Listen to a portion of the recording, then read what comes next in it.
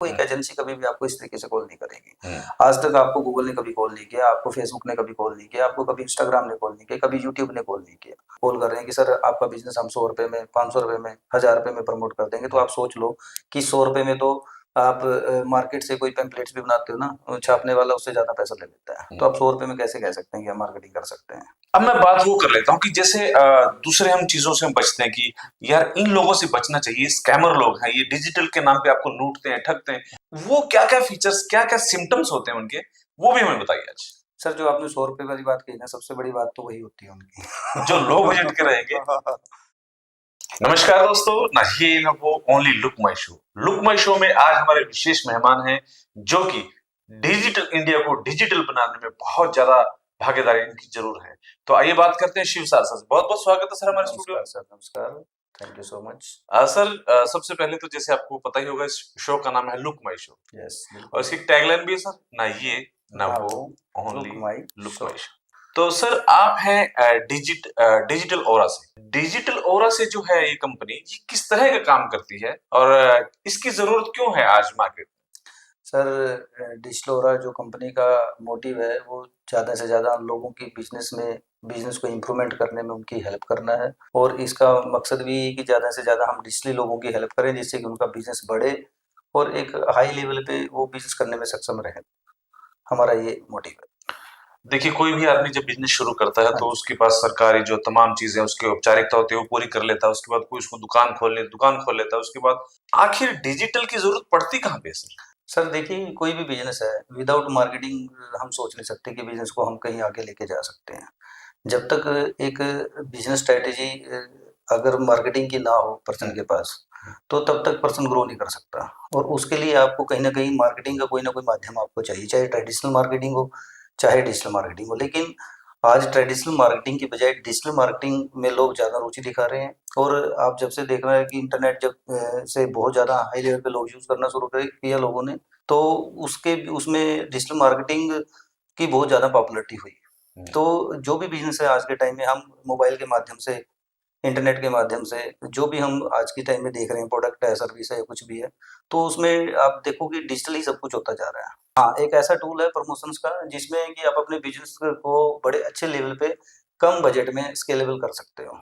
और जैसे मेरे दिमाग में एक प्रश्न है कि कभी मैंने ऐसे कोई चाय का कप अगर मैंने सर्च कर लिया कि अच्छे चाय के कप कौन से हैं, तो उससे रिलेटेड उनको कैसे पता लग जाता है कि सभी कंपनियां या गूगल वो वही ऐड दिखानी शुरू कर देता है? ये क्या है सर? सर एक्चुअली क्या होता है कि जो एड चल रही होती हैं वो आपके बिहेवियर, इंटरेस्ट और आपकी डेमोग्राफी पे चल रही होती हैं। हुँ, जिस एरिया में जो चीज़ आपका जो इंटरेस्ट है, आपका जो बिहेवियर है, जिस एरिया में आप रहते हो, वैसी-वैसी चीज़ें आप सर्च करते हो तो गूगल वैसा ही डाटा आपको दिखाना शुरू कर सकता है। जो जो भी कंपनियाँ मतलब एड चला रही हैं उस एरिया में, तो उनको पता लग जाता है कि आपका इंटरेस्ट क्या है, बिहेवियर क्या है और आपकी लोकेशन क्या है। तो जैसी ही चीज़ आप सर्च कर रहे हो वैसी ही चीज़ें आपको दिखना शुरू हो जाएँगी। तो इसका मतलब तो ये कह रहे हैं कि कोई तीसरी आंख है जो आपको ऊपर से भी देख रही है। बिल्कुल, बिल्कुल, ये कह सकते हैं आप।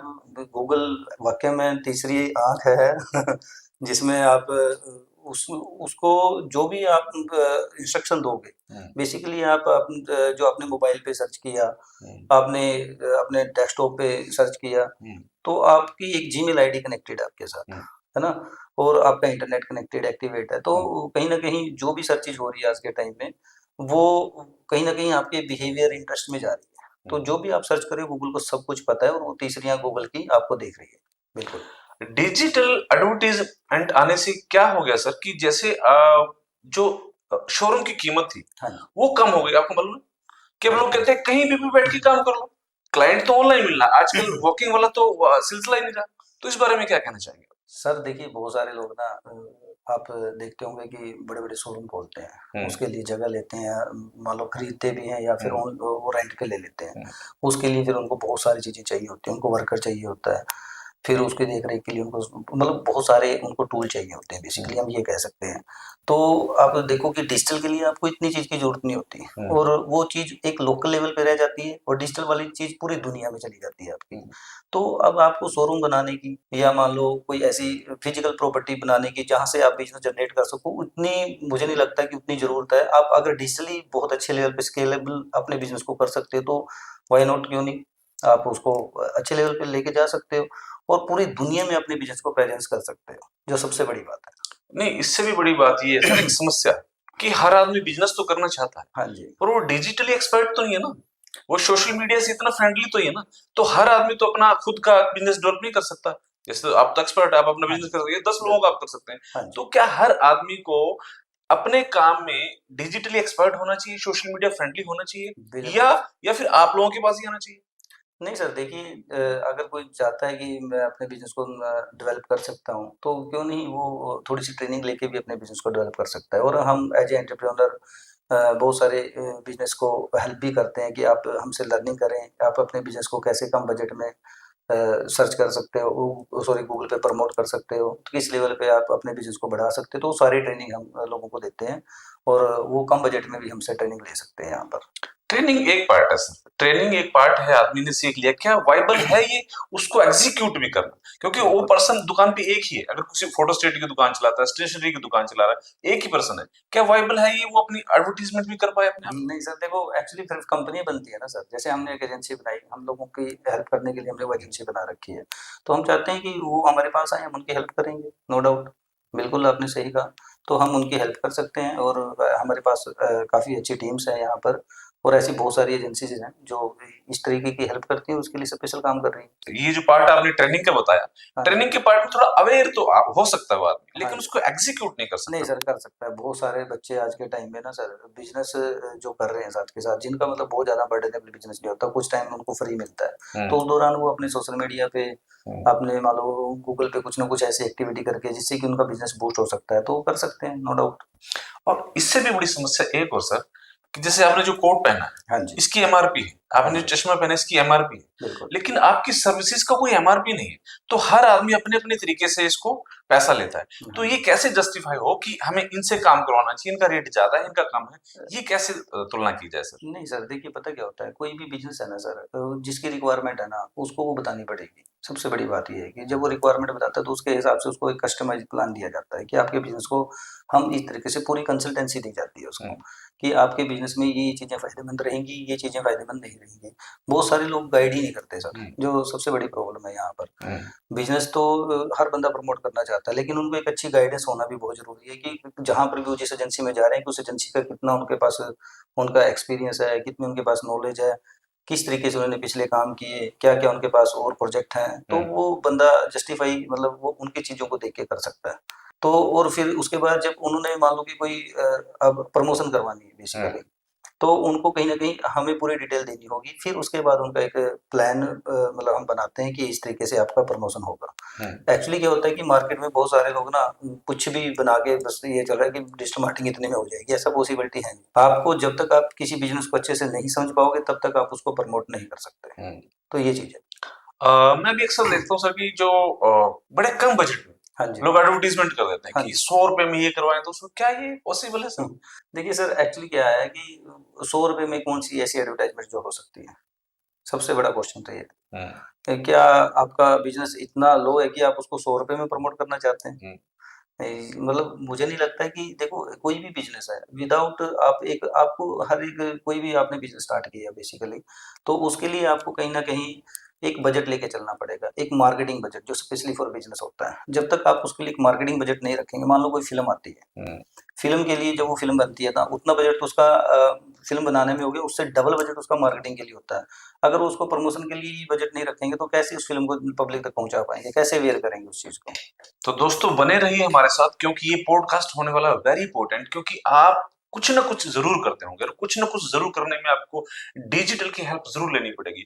तो जुड़े रहिए हमारे साथ और पूरा पॉडकास्ट देखिए। आज शिव सारसा से हम जानेंगे वो तमाम छोटी छोटी बातें, महीन बातें, जिससे लोग स्कैम भी कर लेते हैं सर, हाँ जी, बिल्कुल। और अपने बिजनेस को प्रमोट भी कर लेते हैं। प्रमोट भी कर लेते तो हैं, बिल्कुल। सबसे पहले हमें बड़ी बारीकी से ये बताइए कि आपकी जो कंपनी है डिजिटल ओरा, हाँ जी। वो क्या क्या सर्विसेज प्रोवाइड करती सर, जो हमारी मेन कोर्स सर्विस है, वो डिजिटल मार्केटिंग की सर्विस देती है। उसके साथ-साथ हम मतलब वेब डिज़ाइनिंग करते हैं, वेब डेवलपमेंट करते हैं और ग्राफ़िक डिज़ाइनिंग करते हैं, वीडियो एडिटिंग करते हैं। ये सारी सर्विस हम प्रोवाइड करवाते हैं बेसिकली। है? अब मैं बात वो कर लेता हूँ कि जैसे दूसरे हम चीजों से हम बचते हैं कि यार इन लोगों से बचना चाहिए, स्कैमर लोग हैं, ये डिजिटल के नाम पे आपको लूटते हैं, ठगते हैं। हाँ जी।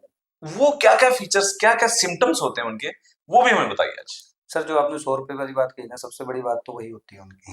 जो लो बजट के रहेंगे, बिल्कुल, बिल्कुल। वो तो नेचुरल सी बात है सर, आपको मान लो देखो वो अट्रैक्ट कर रहे हैं बेसिकली, आपको बहुत सारी फ्रॉड बोलने आते हैं कि सर हम आपके बिज़नेस को ऐसे प्रमोट कर देंगे। देखो एक एजेंसी कभी भी आपको इस तरीके से कॉल नहीं करेगी। आज तक आपको गूगल ने कभी कॉल नहीं किया, आपको फेसबुक ने कभी कॉल नहीं किया, आपको कभी इंस्टाग्राम ने कॉल नहीं किया, कभी यूट्यूब ने कॉल नहीं किया। तो जिन लोगों के पास मान लो कि कोई भी एक कंपनी का स्टैंडर्ड होता है बेसिकली, अगर वो मेंटेन ही नहीं कर रहे और इस तरीके से वो बिज़नेस को प्रमोट करने में कॉल कर रहे हैं कि सर आपका बिज़नेस हम ₹100 में, ₹500 में, ₹1000 में प्रमोट कर देंगे, तो आप सोच लो कि ₹100 में तो आप मार्केट से कोई पैम्पलेट्स भी बनाते हो ना, छापने वाला उससे ज़्यादा पैसा ले लेता है। तो आप ₹100 में कैसे कह सकते हैं कि हम मार्केटिंग कर सकते हैं? तो what is the difference between physical advertisement और डिजिटल एडवर्टाइजमेंट? देखिए सर, जो ट्रेडिशनल मार्केटिंग है बेसिकली वो शुरू से चलती आ रही है ना। उस टाइम पे कभी डिजिटल मार्केटिंग हुआ नहीं करती थी। जब से इंटरनेट आया तब से डिजिटल मार्केटिंग आई है। तो ट्रेडिशनल मार्केटिंग बेसिकली आप बोर्ड देखते हो, टीवी पे ऐड देखते हो, है ना? आप न्यूज़पेपर में ऐड देखते हो, that is the part of traditional marketing basically physical का। और डिजिटल मार्केटिंग है बेसिकली जो आज के टाइम में इंटरनेट के थ्रू जो भी आप एडवर्टाइजमेंट देख रहे हैं, जो भी आप कंटेंट चेक कर रहे हैं, सारा का सारा वो डिजिटल मार्केटिंग के अंडर आता है। और इसमें एक बड़ा फ़र्क आता है सर कि ट्रेडिशनल मार्केटिंग में आप एक पर्टिकुलर एरिया में अपनी एडवर्टाइजमेंट कर सकते हो, लेकिन डिजिटल में आप वर्ल्ड वाइड अपनी एडवर्टाइजमेंट कर सकते हो, वो भी बहुत कम बजट में। बेसिकली ट्रेडिशनल के लिए आपको बहुत ज़्यादा बजट चाहिए। आप देखते हो कि जितने भी एंटरप्रेन्योर थे, आपने देखे होंगे, आप ट्रेडिशनल मार्केटिंग वाले एंटरप्रेन्योर की बात करते हैं, जैसे एमडीएच है, आपने उसकी यंग फोटो देखी कभी? देखी है आपने कभी यंग फोटो? नहीं देखी। तो हमने उनका, और आप केएफसी का देख लो, आप ट्रेडिशनल मार्केटिंग में जितने भी नाम है आपके, टाटा देख लो, आप अंबानी देख लो, धीरू भाई अंबानी देख लो, इनकी हमने जब ये ओल्ड एज के हुए, मान लो 50-60 के बीच में हुए, तो हमने इनको पता लगा कि ये बहुत बड़े बिजनेसमैन है बेसिकली, है ना? लेकिन डिजिटल में ऐसा नहीं, उसमें एक लंबी यात्रा आपको करनी पड़ती थी ट्रेडिशनल मार्केटिंग में, क्योंकि बजट के अकॉर्डिंग ही हम मतलब बिजनेस को प्रमोट करते थे बेसिकली। लेकिन डिजिटल मार्केटिंग जब से आया सर, इसमें आप देखो यंगेस्ट एंटरप्रेन्योर कितने हैं। आप शार्क टैंक देखते हो, शार्क टैंक में कितने यंगेस्ट एंटरप्रेन्योर हैं आज के टाइम में, वो सारे के सारे कैसे सक्सेस हुए? बोट है, डिजिटली अपने आप को प्रमोट करता है। लेंस कार्ट है, उसने डिजिटली प्रमोट किया, देन उसके बाद फिजिकल मार्केटिंग में आया। यहाँ पर उल्टा है, लोग यहाँ पर पहले डिजिटल में आते हैं, स्मार्ट लोग, और देन उसके बाद फिजिकल मार्केटिंग में चले जाते हैं, क्योंकि उनको लगता है कि हम इतने पॉपुलर हो गए हैं कि डिजिटल से बहुत ज़्यादा पैसा आ रहा है, तो क्यों ना फिजिकल भी हम अपने स्टोर खोल लें। तो ये भी एक रीज़न बनता है। और जो यहाँ पर सारे के सारे जितने भी एंटरप्रेन्योर हैं, सारे यंगेस्ट मिलेंगे आपको, 20, 30, 45 की एज के मिलेंगे, और ट्रेडिशनल में आपको सारे बुजुर्ग मिलेंगे। मेरा मानना तो यही है कि ट्रेडिशनल मार्केटिंग ओल्ड लोगों के लिए है और डिजिटल मार्केटिंग यंगेस्ट एंटरप्रेन्योर के लिए। चलिए सर, अब हम भी अपडेट हो जाते हैं और चीजों को अपडेट कर लेते हैं। आज हम भी चाहते हैं कि हमारी चीजें डिजिटल नजर आनी चाहिए, पर हम कैसे माने कि ये कंपनी अच्छा काम करेगी? ये हमें कुछ तरीके या कुछ ऐसे मेथड्स बताइए कि हमें इस कंपनी को चुनना चाहिए, ये ठीक है कंपनी इससे काम करवाना और इससे काम नहीं करवाना चाहिए। सर देखिए, वो एनालिसिस आपका रहता है बेसिकली। आप जिस एजेंसी में जा रहे हो, मैंने आपको थोड़ी देर पहले भी बताया कि आप उस कंपनी का वर्कआउट चेक करिए, उस कंपनी का आप एक्सपीरियंस चेक करिए, जो उसने प्रोजेक्ट किए उनको चेक करिए, उनका क्या इन्वायरमेंट है वहाँ पर, वो भी आप चेक कर सकते हो। जजमेंट बहुत सारे हो सकते हैं किसी को चेक करने के लिए। तो आपको सबसे पहले तो आपको खुद जजमेंट करना होगा। कंपनी आपको जो नॉलेज दे रही है, क्या वो दूसरी कंपनी आपको नॉलेज दे पा रही है? आपको एनालाइज करना होगा ये चीज़। और दूसरी बात, जो जिन मेरे दोस्तों को मैं भी जानता हूँ, उनके मन में भी एक थोड़ा-सा ये तो ख्याल रहता है कि ये पूरा डाटा हमने इनको दे दिया, पूरा एक्सेस दे दिया, मतलब पासवर्ड दे दिया, आईडी दे दिया, हमारे पास तो कुछ बचा नहीं। कल को कुछ हो गया तो ऐसे मामले कुछ आए हैं क्या मार्केट में, कुछ होने वाले? नहीं सर, देखिए पता क्या होता है, ये कोई भी ऑथेंटिकेशन पर्सन होगा ना सर, जो एक प्रॉपर स्टाफ के साथ बैठा होगा, तो वो ऐसी हरकत नहीं कभी कर सकता बेसिकली। क्योंकि उसकी उस पे भी चली जाती है ना वो बात कि कल को अगर किसी ने उस पे ऐसा कुछ कहा कि मेरे इसने पासवर्ड रख लिया बेसिकली, या मेरे पासवर्ड का मिसयूज किया, तो आगे उसको काम कौन देगा, है ना? तो उसको सबसे पहले तो कंपनी का मेन यही रहता है कि उसको कम से कम वो सेफ्टी किसी के साथ वो शेयर ना करे, जो उसने हमारे साथ पासवर्ड वगैरह, आईडी वगैरह शेयर करे। दूसरी बात है कि सर हम एग्रीमेंट पे काम करते हैं। हम जो भी हमारे को रिस्पॉन्सिबिलिटी मिलती है, जे एग्रीमेंट हम वर्कआउट करते हैं उसको। तो सामने वाले ने जो हमें एक्सेस दिया, वो एक एग्रीमेंट में लिखा जाता है, और उसके लिए रिस्पॉन्सिबल हम होते हैं जब तक हम उसका काम कर रहे होते हैं। तो ये चीज़ रहती है। जैसा पिछले से पिछले बात में आपने कहा कि आज शोरूम लेने की जरूरत नहीं है, आप हाँ कहीं जी, पे भी बैठ के अपने घर पे भी बैठ के काम कर सकते हैं। हाँ जी। फिर डिजिटल और आपको क्या जरूरत पड़े कि आपने मुंबई में भी ऑफिस खोला, हैदराबाद में भी ऑफिस खोला, चंडीगढ़ में भी ऑफिस खोला, आप दुबई की भी तैयारी कर रहे हैं, ऐसा क्यों कर रहे सर देखिए पता क्या है कि अब लोगों को ना आजकल ये रहता है कि हमारे आसपास ना कोई ऐसा ऑफिस होना चाहिए जो हमें प्रॉपर्ली प्रमोट कर सके और हम हैं? जाके फिजिकली उनसे कुछ ना कुछ बैठ के काम करवा सकें। हम्म, अथेंटिकेशन हम्म, बेसिकली यहाँ पर एक अथेंटिकेशन की बात आती है। हम्म, तो जब भी कोई एजेंसी काम करती है सर, मान लो पर्सन अगर लोकल है, मान लो बम्बई में हमारा ऑफिस है, तो कोई भी आर्टिस्ट हमारे पास आके उसकी प्रमोशन करवा सकता है। उसको लगता है कि हाँ मैं फिजिकली मिल के आया हूँ पर्सन के साथ, हम्म, सेटिस्फेक्शन बेसिकली। तो दूसरी बात है कि उसको उसको नियर अबाउट सर्विस मिल जाती है। जो आपने अभी थोड़ी देर पहले आईडी पासवर्ड की बात की, तो उसको एक थोड़ा सा कॉन्फिडेंस हो जाता है कि हाँ पर्टिकुलर इनका एक ऑफिस है यहाँ हम्म, पर। तो ये एक रीजन है कि सिक्योरिटी इशूज की वजह से हमें, और एक फास्टर डिलीवरी जो सर्विस की रहती है कि पर्सन को अच्छे से समझ पाए। जब तक अच्छे से मिल नहीं पाएंगे वो कैसे हमें जजमेंट कर पाएगा। तो बेसिकली ये रहता है कि हम उनको अच्छी से अच्छी सर्विस प्रोवाइड कर सकें। अगर नियर है तो उसको कॉन्फिडेंस भी आएगा कि हाँ इनका प्रॉपर ऑफिस है, इनका प्रॉपर स्टाफ है, तो ये मेरा काम कर सकते हैं अच्छे से। और जो बैठ के जैसे बार बार क्लाइंट मिलता है, हमें हमें अच्छा लगता है कि क्लाइंट हमारे पास आए, हमसे बातचीत करें, ताकि हम उसको और जजमेंट करें, उसकी और प्रॉब्लम को समझें, ताकि हम बेस्ट टू बेस्ट सोल्यूशन दे सकें। ये भी एक बड़ा रीजन है। इसका जीता जाता उदाहरण ना मुझे याद आ रहा है कि विदेश की जितनी भी बड़ी कंपनियां हैं, वो सारा डिजिटल काम इंडिया से करवा रही है। वो बोल रहे हैं कि हाँ, लेबर रेट कम पड़ता है, मतलब हमें जो सर्विस यूएस में करवानी है हाँ या जी, ऑस्ट्रेलिया में करवानी है, वो हाँ जी। उसका पैसा हमें यहाँ कम देना पड़ता है। तो इसलिए बाहर की कंपनियों का ज्यादातर काम हम इंडियंस लोग कर रहे हैं। ये सच्चाई है क्या? बिल्कुल सर, बिल्कुल सच्चाई है ये, क्योंकि इंडियन देखो वहाँ करेंसी का फ़र्क आ जाता हम्म, है। और इंडिया में करेंसी का आप देख लो कि कितना डाउन हमारा डॉलर से रुपया कितना डाउन है, तो हम्म, ये बड़ा फ़र्क आता है बेसिकली। और सारी कंपनियाँ, ऐसा नहीं सारी कंपनियाँ कह सकते हैं, मतलब मोस्ट ऑफ द कंपनीज़ जिनको लगता है कि हम पैसा बचा सकते हैं, तो इंडिया से काम करवा रही हैं। हम्म, और अच्छी सर्विस डिलीवर हो रही है। ऑफिस में इंडिया में भी ये नहीं है कि एक ही जगह ऑफिस है, डिफरेंट डिफरेंट लोकेशन पे ऑफिस है। कहीं किसी का गुड़गांव है, दिल्ली भी है, चंडीगढ़ भी है, मुंबई भी है, कोलकाता भी है, बेंगलोर भी है।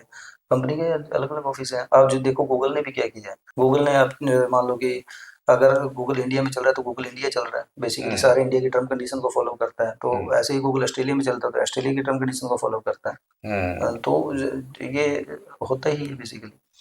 बड़ा आसान तरीके से आपने हमारे ऑडियंस को समझा दिया कि डिजिटल मार्केटिंग क्या है, सोशल मीडिया पे कैसे आप अपने बिजनेस को ग्रो कर सकते हैं, कैसे आप यहाँ बैठे भी अलग अलग शहरों में अपने बिजनेस को प्रमोट कर सकते हैं।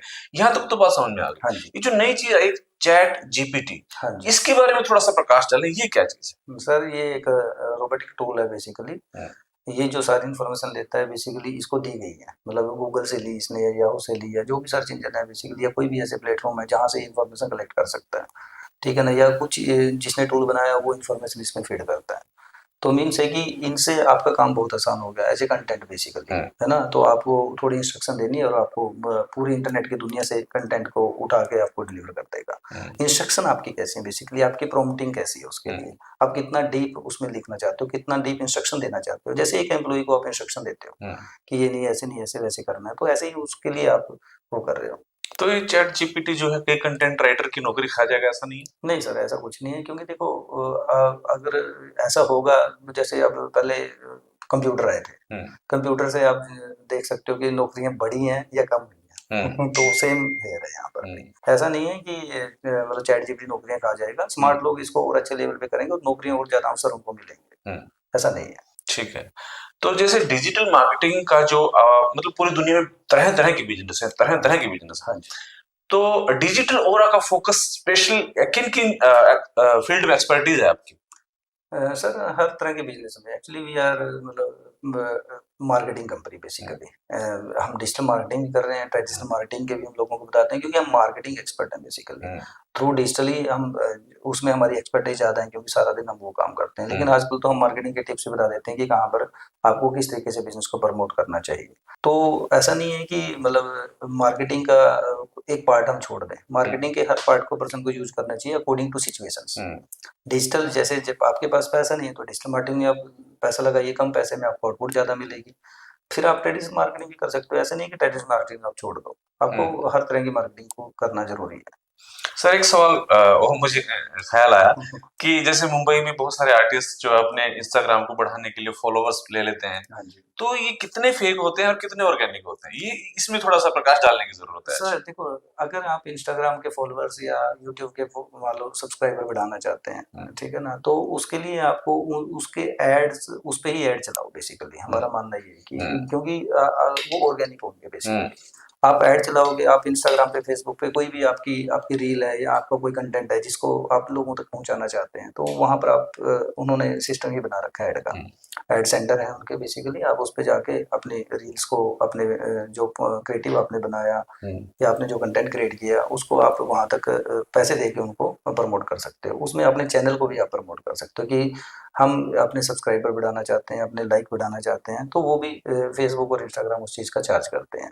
वो तो है बिल्कुल जेन्युइन वे। अगर आप कोई टूल का यूज़ करते हो, वो कहीं न कहीं उनकी ऑथेंटिकेशन पे वो आ रहता है ना? हुँ, तो टूल्स हमेशा एक बारी बढ़ा देगा आपको, फिर टूल कम कर देगा, बढ़ा हुँ, देगा फिर कम कर देगा, आपका पैसा बार-बार लगेगा, बार-बार आपके कम होंगे, ज़्यादा होंगे, इस तरीके से चलता रहेगा आपके लिए। लेकिन ऐसा नहीं है, बहुत सारे अच्छे टूल भी हैं जो पब्लिक को एंगेज करके आज के टाइम में काम कर रहे हैं। सारे टूलों को हम फेक भी नहीं कह सकते, लेकिन ज़्यादातर टूल मोस्टली इस चीज़ के लिए यूज़ेबल नहीं है। आप डायरेक्ट जाके जब फेसबुक है, इंस्टाग्राम है, तो आप डायरेक्ट क्यों नहीं अप्रोच करते हैं? आप हुँ। वहाँ जाके अपनी ऐड चलाइए, आपको हाँ। इंक्रीमेंट मिलेगा। ये सर आपको आज इसलिए आमंत्रित किया गया, इसलिए इनवाइट किया गया था कि हमारे बहुत सारे जो एक्टर लोग हैं, हाँ जी, क्योंकि मुंबई में हमारा ऑफिस है और मुंबई में हमारे स्टूडियो में बहुत सारे एक्टर, थिएटर हाँ जी, वाले लोग और सब मतलब बॉलीवुड के लोग बहुत ज़्यादा आते हैं यहाँ हाँ पे। जी, हाँ जी, तो उनके लिए एक प्रश्न बना हुआ है कि हम अपने आप को एज़ ए आर्टिस्ट प्रमोट करें क्योंकि आज टाइम फिज़िकली ऑडिशन का नहीं रह गया। हाँ जी, आजकल ऑडिशन घर से बना करके ऑनलाइन भेजो। हाँ तो जी, हाँ सब जी, चीज़ें ऑनलाइन होने लगी हैं। हाँ तो जी, ऐसे में आर्टिस्ट ये चाहता है कि हमें कोई ऐसी कंपनी मिले हाँ जी, जो हमें घर बैठे-बैठे हमारी प्रमोशन कर दे ठीक है। ताकि हमारी रैंकिंग बढ़ा दे, ताकि हम नज़र आने लगें, ताकि हमें बहुत स्ट्रगल नहीं करना पड़े। उसके लिए कुछ आपके पास ऐसा मेथड या ऐसी कोई प्रोग्रामिंग आपने स्पेशली आर्टिस्ट के लिए कोई रेडी की है? बिल्कुल सर, अभी हम ना बम्बई ऑफ़िस ओपन करने का यही एक हमारा सबसे बड़ा मकसद है हुँ, कि हम आर्टिस्ट को प्रमोट करें बेसिकली, क्योंकि बहुत सारे आर्टिस्ट हैं सर, वो मतलब एक्टिंग या जो भी काम वो कर रहे हैं बेसिकली जिस लाइन में भी वो हैं, वो अवेयर नहीं है सर। मैंने हुँ, देखा है बहुत सारे आर्टिस्ट। हुँ, तो उनको कोई ना कोई एजेंसी ऐसी चाहिए जो उनके हर एक काम को प्रॉपर्ली तरीके से देख सके और उनके फॉलोअर्स, उनके कंटेंट पे, उनके सब्सक्राइबर पे, उनकी वेबसाइट पे काम कर सके। तो हमने इसी वजह से बम्बई में अपने ऑफिस की ओपनिंग करी है कि हम आर्टिस्ट को टारगेट कर सकें या जो आर्टिस्ट बनने वाले हैं उनको टारगेट कर सकें, जिससे कि हम कम समय में उनको ज़्यादा से ज़्यादा अच्छी सर्विस प्रोवाइड कर सकें और वो through channels means YouTube channel, Instagram channel, Facebook channel या वेबसाइट के थ्रू वो अच्छा पैसा जनरेट कर सकें, क्योंकि उनके पास कंटेंट बहुत होता है, लेकिन वो पब्लिक तक उनका कंटेंट उस लेवल पे पहुँच नहीं पाता क्योंकि वो टेक्निकली स्ट्रॉन्ग नहीं होते। हुँ। तो ये एक हमारा मतलब इस ऑफिस को ओपन करने का रीज़न है कि हम ज़्यादा से ज़्यादा उन आर्टिस्ट को प्रमोट करें जो अपने कंटेंट को अच्छे से डिलीवर नहीं कर पा रहे। तो ये हमारा एक सबसे बड़ा मकसद वहाँ पर ऑफिस ओपन करने का है। तो दोस्तों आप अपने काम में बहुत स्किल्ड हैं। अगर आप एक्टर हैं तो बहुत अच्छी एक्टिंग जानते हैं, आप सिंगर हैं तो बहुत अच्छे सिंगर हैं। पर ये काफ़ी नहीं है आज की डेट में। इसके लिए आपको कहीं न कहीं डिजिटली दिखना भी पड़ेगा कि मैं एक सिंगर हूँ, मैं अच्छा एक राइटर हूँ, मैं एक अच्छा एक्टर हूँ। ये भी आपको अपनी रैंकिंग या एक मेरिट बनानी पड़ेगी। उसके लिए आपको डिजिटली हेल्प लेनी पड़ेगी। ये कंपनी डिजिटल ओरा कंपनी है। सर कुछ इस पॉडकास्ट को मेरे जो दोस्त देखेंगे, हाँ जी। तो वो आपसे कॉन्टैक्ट भी करना चाहेंगे। बिल्कुल सर, बिल्कुल मोस्ट वेलकम। तो क्या आपकी कंपनी की कोई मेल आईडी नीचे दे दी जाए या इन्हें कमेंट करने के लिए बोल दिया जाए? सर देखो, डिजिटल आप गूगल पे सर्च करेंगे तो एक ही वर्ड में एक ही नाम मिलेगा आपको हुँ, और नाम मिलेगा ही नहीं। हुँ, digital aura, O double R A. हुँ, तो अगर गूगल में सर्च करेंगे तो हमारा पंचकूला का एड्रेस वहाँ पर शो भी होगा। गूगल बिजनेस प्रोफाइल हमारी मिलेगी, आपको हमारी वेबसाइट मिलेगी, इंस्टाग्राम अकाउंट मिलेगा, फेसबुक अकाउंट मिलेगा, हमारा यूट्यूब चैनल भी है। आप उनके जरिए भी हमें संपर्क कर सकते हैं, हमारी टीम आपको जरूर हेल्प करेगी उसके लिए। हुँ। जैसे आप देख पा रहे होंगे कि हर व्यक्ति की नीड बन गया है ये, हाँ जी। पर हर व्यक्ति इसे ऑपरेट नहीं कर सकता। राइट। मतलब राइट वे में नहीं कर सकता। हाँ जी, हाँ जैसे जी। मेरी बात भी कर ली जाए, अगर मैं इंस्टाग्राम चला भी रहा हूँ तो इंस्टाग्राम इतनी डिटेल में थोड़ी चलाता हूँ। बिल्कुल सर। तो ये एक्सपर्ट लोग ही कर पाते हैं। राइट। तो आने वाले टाइम में आपको लगता है कि ये स्कूल में एक सब्जेक्ट भी होना चाहिए? सर 101% ये बहुत ज़्यादा आपने अच्छी बात बोली है कि हम एक्चुअली अब हम आपको बता देते हैं कि हम एक एकेडमी भी है बेसिकली। हम बच्चों को स्किल डेवलपमेंट के कोर्सेज करवाते हैं, डिजिटल स्किल डेवलपमेंट। कि ये देखो एक्चुअली स्कूल में तो बहुत ज़्यादा मैंडेटरी सब्जेक्ट है ये आज के टाइम में, क्योंकि इसकी इतनी ज़्यादा ज़रूरत है, बच्चे इसका मिसयूज़ कर रहे हैं, हम उनको बताएं कि इसका सही यूज कैसे हो सकता है। आप देखो छोटे-छोटे बच्चे आज इंस्टाग्राम, फेसबुक, यूट्यूब चला रहे हैं, सिर्फ देखे जा रहे हैं कंटेंट। मोस्टली बच्चे ज़्यादातर कंटेंट देखते हैं। तो कुछ बच्चे हैं जो कंटेंट क्रिएट करते हैं, जिन्होंने कंटेंट क्रिएट किया और उसको अच्छे से डिलीवर किया लोगों के लिए, और जो अच्छी इनकम भी कर रहे हैं, आपने देखा भी होगा। तो बहुत सारे इसकी अवेयरनेस की ज़रूरत है, और गवर्नमेंट को भी इनिशिएटिव लेना चाहिए कि बार-बार स्कूलों में जाके एक सब्जेक्ट तो अगर बन जाए उस भर की तो बात है। लेकिन अगर सब्जेक्ट भी गवर्नमेंट को बनाने में टाइम लग रहा है, तो मैं चाहता हूँ कि ज़्यादा से ज़्यादा ना लोगों को अवेयर करवाए। स्किल डेवलपमेंट के जो गवर्नमेंट कोर्सेज़ लेके आ रही है इंडिया के लिए, बेसिकली इंडियन गवर्नमेंट, तो उसमें डिजिटल मार्केटिंग मुझे लगता है कि सबसे प्रमुख सब्जेक्ट होना ज़रूरी है। और वो स्कूल में चाहे वो कोई ना कोई वर्कशॉप होती रहे स्कूलों के लिए, जैसे आजकल यूनिवर्सिटियाँ तो करवाती है। एमएसएमई इंडिया ने इनिशिएटिव लिया सर ये, और हम अलग-अलग यूनिवर्सिटीज़ में हमने वर्कशॉप दी है। भगत कपूर सिंह महिला विश्वविद्यालय में हमारी वर्कशॉप चलती रहती है। अभी हमारी चौधरी रणबीर सिंह यूनिवर्सिटी जींद में वर्कशॉप थी। फिर बहुत सारे ऐसे कॉलेजेस हैं जो हमें एमएसएमई इंडिया प्रोवाइड करता है, तो हम वहाँ जाके वर्कशॉप बच्चों को दे के आते हैं। तो ये स्कूलों के लिए भी ज़रूरी है, कॉलेजों के लिए नहीं, स्कूलों के लिए भी ज़रूरी है। तभी तो बच्चा और ज़्यादा इसमें डीप वो कर सकता है, एनालाइज़ कर सकता है और देख सकता है कि अगर मैं मान लो कि उसको अच्छी नॉलेज होगी तो उस चीज़ को अच्छे लेवल पे आगे लेके जा सकता है, और अपने टैलेंट को, अपनी क्रिएटिविटी को लोगों तक पहुँचा सकता है। तो ये बड़ी अच्छी बात कही आपने कि ज़रूरी है ये, अगर कर सके गवर्नमेंट, नहीं तो वर्कशॉप तो एटलीस्ट ज़रूर गवर्नमेंट प्रोवाइड करवाए बच्चों को। लेकिन आज के टाइम में एक ये चीज़ देखने को आ रही है कि ये सोशल मीडिया एक तरह की दलदल भी है, हाँ जी। जहाँ यूथ इसमें फँसता जा रहा है, डिस्ट्रैक्ट हो रहा है, अपने डिफोकस हो रहा है अपने गोल से, हाँ जी। और डिप्रेशन का शिकार भी हो रहा है, राइट। एंग्जायटी का शिकार भी हो रहा है। इस पे क्या कहना चाहिए? सर देखिए, वही दिक्कत है ना कि बच्चों को नॉलेज नहीं है, बेसिकली पेरेंट्स को भी नॉलेज नहीं है। पेरेंट्स को लगता है कि हमारा टाइम बच रहा है ना, ध्यान नहीं देते हैं, हम अपना काम कर लेते हैं, बच्चा लगा रहेगा अपने उसमें। तो इसी वजह से ये ज़्यादा आदत पड़ गई है। और बच्चों का मतलब मोबाइल है, इंटरनेट है, तो उनको गाइडेंस अच्छी नहीं है, तो उसका मिसयूज ही करेंगे सर वो। अगर उनके पास गाइडेंस अच्छी नहीं है तो मिसयूज ही होगा उसका। उनके पास उसके लिए करने के लिए कोई स्किल नहीं है। पेरेंट्स को चाहिए कि छोटे बच्चों को ना स्किल की, ये जो मैंने कहा कि वर्कशॉप वगैरह का अटेंड करवाएं बच्चों को। अगर अवेयर रहेंगे बच्चे तो उसका मिसयूज नहीं करेंगे, उससे बच सकते हैं। नहीं तो अदरवाइज वो इस दलदल में फंसे रहेंगे, कभी निकल नहीं पाएंगे, ये गारंटी है। सर ये तो बात उन बच्चों की कर रहे थे, थोड़ा सा जो टीनेजर है उनकी बात क्या की जाए, जो निप्पल से दूध पी रहे हैं और रो रहे हैं। बच्चे की माँ क्या करती है, मोबाइल दिखाती है, उसके बाद दूध पीना शुरू करता है। देखिए सर, वो पेरेंट्स की मिस्टेक है और उसमें तो हम कुछ वहाँ उस बच्चे को तो सिखा नहीं सकते, देखिए ना वो सीख पाएगा। तो ये पेरेंट्स की ही मिस्टेक है। पेरेंट्स को चाहिए कि अवॉइड करे ज़्यादा से ज़्यादा, और इन चीज़ों से दूर रखे बच्चे को।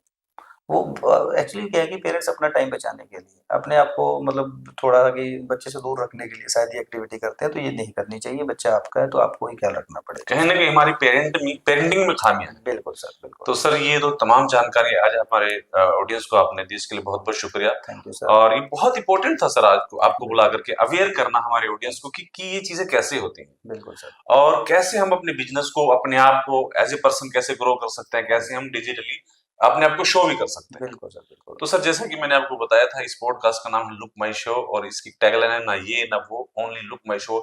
इसे शिव सारसा कहेंगे तो अपने अंदाज में कैसे कहेंगे? ना ये ना वो, ओनली लुक माई शो। बहुत बहुत शुक्रिया सर, बहुत बहुत धन्यवाद। Thank you sir, thank you. Okay sir.